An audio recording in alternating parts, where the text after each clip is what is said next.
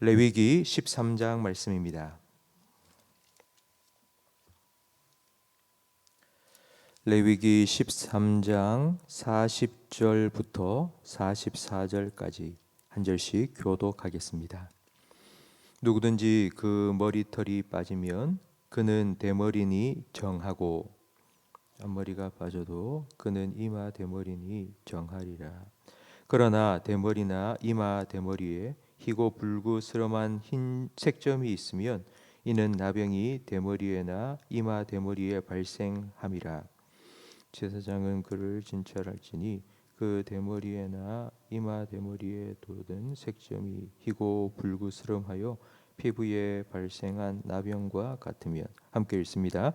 이는 나병 환자라 부정하니 제사장이 그를 확실히 부정하다고 할 것은 그 환부가 그 머리에 있음이니라. 아멘. 머리에 나병이 생겨서 머리가 빠져 대머리가 될 경우가 있습니다. 나병으로 인해 대머리가 되면 부정합니다. 대머리이기 때문에 부정한 것이 아닙니다. 대머리는 정합니다. 그러나 나병이기 때문에 부정합니다. 대머리는 유전적인 영향이 많이 있다고 합니다. 근데 요즘은 유전이 아니라도 탈모 때문에 걱정을 하시는 분이 좀 많습니다. 그 이유는 요즘 스트레스성 탈모가 많기 때문입니다. 지금 우리가 살아가고 있는 이 시대에는 사람의 내면보다는 외모를 보고 평가하고 판단하는 그런 외모 지상주의가 참 많이 팽배해져 있습니다. 사람을 외모로 보고 판단하는 이 일들은 어제 오늘의 일만은 아닙니다.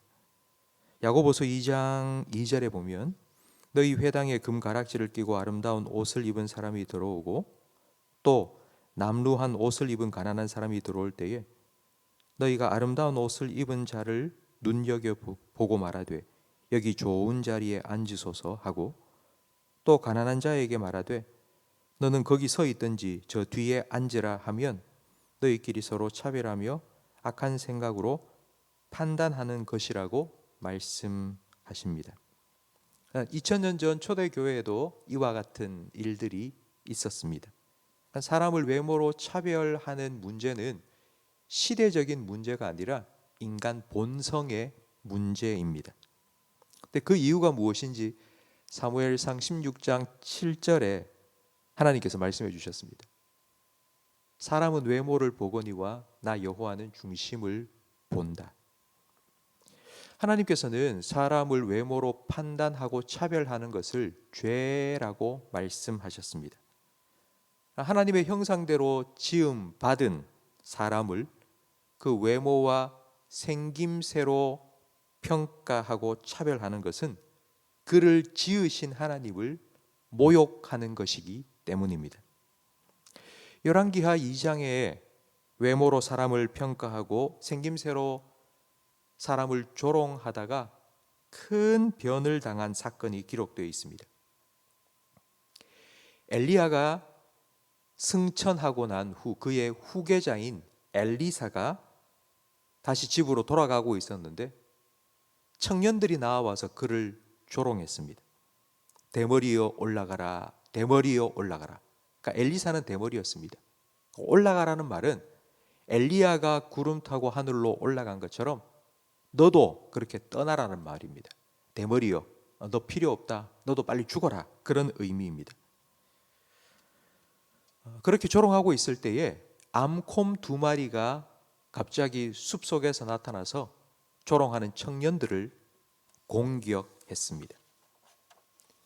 그러니까 우리는 사람을 외모로, 그 사람의 생김새로, 그 사람이 가진 것으로 절대로 판단하고 평가하고 차별해서는 안 됩니다. 오늘 말씀을 통해서 또 한 가지 더 생각해 볼 것은 우리 성도들은 우리의 이 외적인 모습만큼이나 우리 내면의 아름다움을 잘 가꾸어야 한다는 것입니다. 베드로전서 3장 3절에 너희의 단장은 머리를 꾸미고 금을 차고 아름다운 옷을 입는 외모로 하지 말고 오직 마음에 숨은 사람을 온유하고 안정한 심령에 썩지 아니할 것으로 하라. 이는 하나님 앞에 값진 것이라고 말씀합니다. 외모가 아름다우면 사람들의 칭찬을 받지만 내면이 아름다우면 하나님의 칭찬을 받습니다. 외모는 꽃과 같이 금방 시듭니다. 그러나 영혼은 영원합니다. 사람의 칭찬은 금방 사라지지만 하나님의 칭찬은 영원합니다. 그럼에도 사람들은 사람들의 칭찬에 목말라하고 목을 맵니다. 요즘 휴대전화를 다 사용하고 있는데요. 그 휴대전화에 개인 SNS를 사람들이 참 많이 합니다. 그런데 그 SNS에 올리는 글의 거의 90% 이상이 자기 자랑입니다. 그 자기 자랑의 90% 이상이 외모의 자랑입니다. 몸매 자랑, 명품 자랑, 여행 자랑, 자기가 가진 것 자랑해서 사진 찍어서 다 올립니다.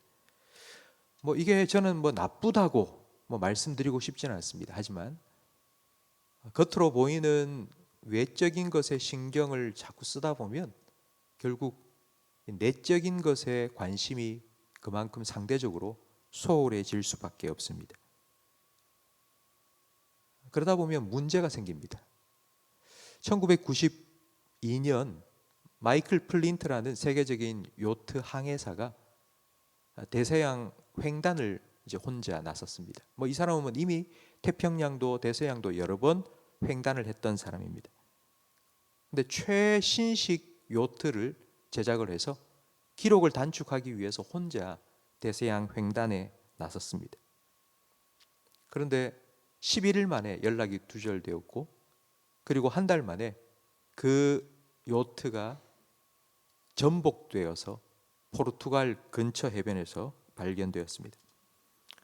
사람들은 깜짝 놀랐습니다. 왜 이런 일이 있었을까? 요트는 뒤집어지지 않는답니다. 요트의 바닥에는 벨러스트라고 해서 무게 중심을 잡아주는 아주 큰 추가 달려있기 때문에 웬만해서는 아무리 바람이 불고 태풍이 불어도 뒤집혀질 경우는 없다고 합니다. 근데 알고 보니 그 요트의 벨러스트가 사라지고 없었습니다. 겉으로는 최신 장비로 장착을 다 하고 갑판도 화려하게 꾸몄는데, 그러나 정작 보이지 않는 가장 중요한 벨러스트, 무게 중심을 잡아주는 그 부분이 사라져버리고 만 것입니다. 요즘 건강을 위해서 운동을 하시는 분이 참 많습니다. 취미로 레저 활동도 참 많이 하시고, 그러니까 이 육신의 건강을 위해서 그 어느 때보다도 참 노력을 많이 하는 것 같은데요.